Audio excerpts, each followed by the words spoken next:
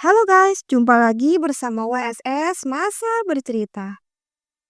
Hari Halloween seharusnya jadi malam penuh kesenangan bagi para remaja. Tapi pada tanggal 31 Oktober 1979, malam itu berubah menjadi malam terakhir bagi seorang gadis muda bernama Shirley Lynette Ledford. Nama ini mungkin tak dikenal semua orang, tapi kisahnya meninggalkan luka abadi bagi siapapun yang mendengarnya. Bahkan juri di ruang sidang pun tak mampu menahan air mata ketika bukti utama dalam kasus ini diputar. Ironisnya, bukti itu bukan hanya membuat para juri menangis, melainkan juga menguak kengerian nyata yang dilakukan oleh dua dari pembunuh berantai paling kejam dalam sejarah Amerika. Penasaran dengan ceritanya? Sebelum masuk ke ceritanya, jangan lupa klik tombol like and subscribe channel ini dan sebarkan video kami ke teman-teman kalian ya. Sekarang kita mulai masuk ke ceritanya. Shirley Lynette Ledford lahir pada 4 Maret 1963 di Los Angeles, California. Ia lebih suka dipanggil dengan nama Lynette, yaitu nama tengahnya. Remaja ini dikenal sebagai sosok ceria, cerdas, dan penuh semangat. Di tahun 1979, pada usia 16 tahun, Lynette bersekolah di sekolah menengah atas di Verdugo Hills. Ia juga bekerja paruh waktu di sebuah restoran McDonald's di Tunjunga, wilayah pinggiran LA. Semua orang mengenalnya sebagai anak yang baik, rajin, dan bertanggung jawab. Lynette mempunyai mimpi, masa depan, dan kehidupan yang menjanjikan di hadapannya, sampai satu malam yang mengubah segalanya. Tanggal 31 Oktober 1979, Lynette menghadiri pesta Halloween di Burbank, California. Sekitar pukul 10.30 malam, ia memutuskan untuk pulang sendiri. Sayangnya, ia memilih menumpang di sebuah mobil van GMC Vandura di sebuah pom bensin. Ia tiba-tiba disamper oleh dua pria yang salah satunya adalah pelanggan yang pernah ia layani di McDonald's. Merasa cukup aman karena Lynette pernah menemui salah satu dari mereka, Lynette pun masuk ke dalam mobil tersebut. Tapi keputusan itu adalah yang terakhir dalam hidupnya. Diketahui pria-pria itu bukanlah orang sembarangan. Mereka adalah Lawrence Whitaker dan Roy Norris. Dua pria ini telah menjalani serangkaian pembunuhan brutal selama 5 bulan terakhir. Sasaran mereka yaitu para remaja perempuan yang sedang berjalan sendiri atau menumpang kendaraan. Modusnya sama, yaitu diculik, disiksa, dan diperkosa selalu dihabisi di pegunungan terpencil California. Karena kebrutalan metode mereka yaitu menggunakan palu, obeng, dan tang, media menjuluki mereka yaitu sebagai The Toolbox Killer atau pembunuh kotak peralatan. Dan Shirley menjadi korban terakhir mereka. Singkat cerita, begitu masuk ke dalam mobil, Lynette langsung ditawari ganja oleh Roy Norris.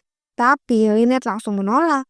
Tak lama setelah itu, Lawrence Whitaker membawa mobil menuju jalanan sepi. Di sanalah mimpi buruk dimulai.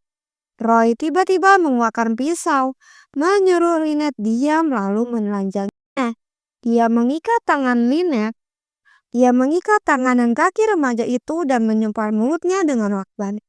Kemudian, Lawrence dan Roy bertukar posisi. Roy mengemudi tanpa arah, sementara Lawrence berada di belakang bersama Lynette. Apa yang terjadi di dalam van? Semua yang terjadi di dalam van itu ternyata direkam oleh dua pria itu. Rekaman audio berdurasi lebih dari 2 jam itu kelak menjadi bukti paling memberatkan di pengadilan.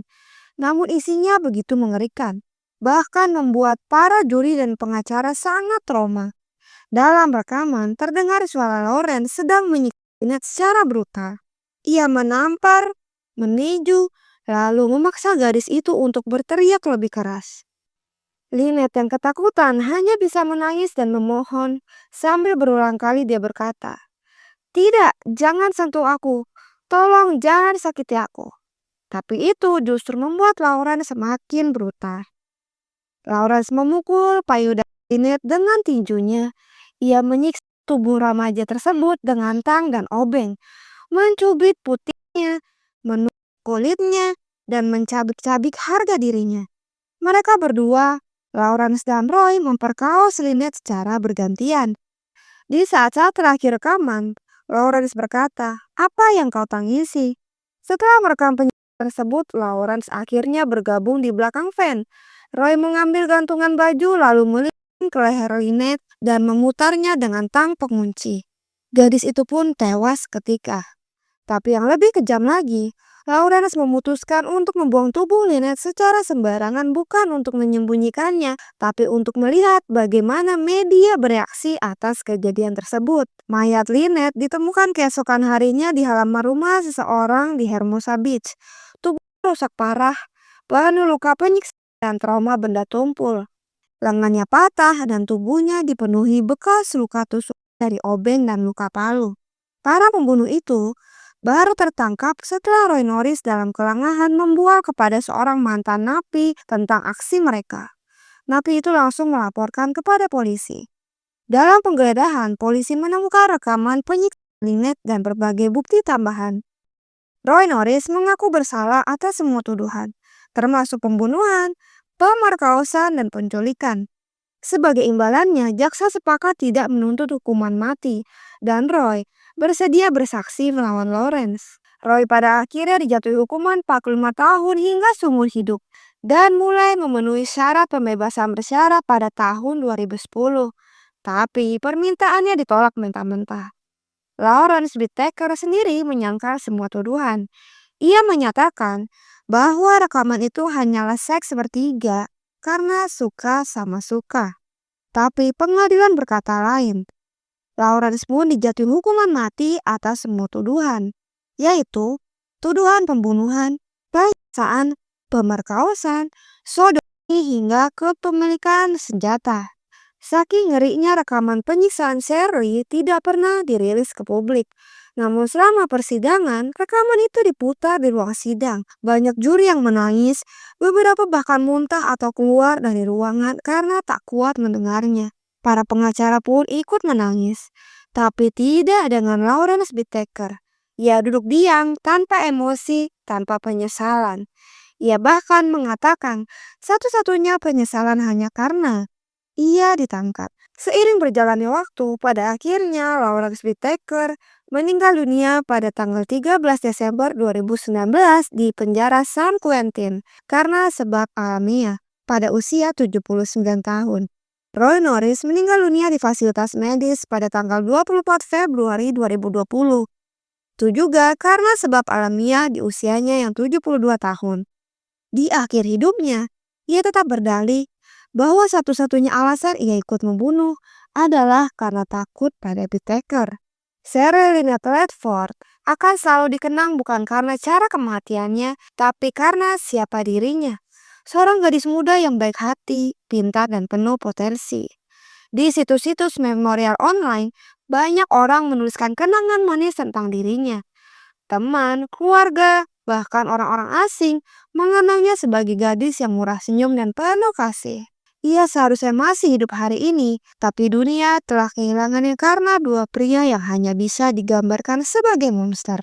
Kasus Shirley Lynette Ledford adalah pengingat bahwa kejahatan bisa bersembunyi di balik wajah yang dikenal, bahwa tidak semua orang tampak biasa itu adalah orang yang aman. Tapi juga bahwa keadilan meski lambat pada akhirnya datang. Semoga Shirley mendapatkan kedamaian di tempatnya yang abadi. Dan semoga kisah ini menjadi pengingat bagi kita semua untuk selalu waspada dan tidak pernah menganggap enteng firasat hati. Jadi itulah guys kisah tentang Shirley Lynette Ledford. Mohon maaf jika ada kesalahan dalam penyebutan nama baik tersangka atau korban. Sampai jumpa di kasus selanjutnya.